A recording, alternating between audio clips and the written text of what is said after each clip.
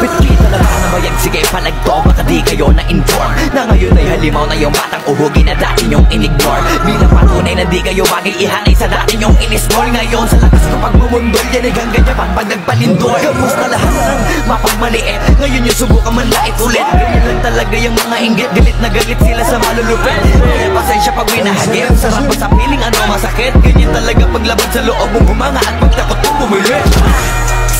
Puta diba na pakasakla, ginigiit na wala kong talento pero isa ka sa napalakpak. Sige-tigilan nakakaputak, sa pandinig mo ay isalpak. At na mahina laman ng awitin hanggang sa ang utak mo'y mabakbak. Ano ba?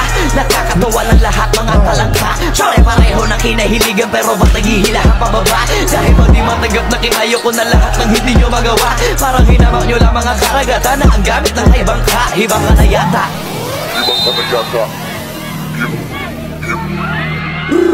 Lahat na may maling tono, makakababa na sa trono. Sana naman akong pakinggan kayo, wag nyo lang ako gawin bobo. Bueno, ito na ang malino na sagot ko sa napakalat kong tanong ko. Bakit ako sumusulot o papatunayan na hindi ako patapon? Alam nyo ba yun? Malamang hindi kasi hindi kayo alisto.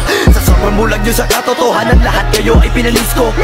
Hindi na uso dito palawakan ng koneksyon, kundi ka isasabihan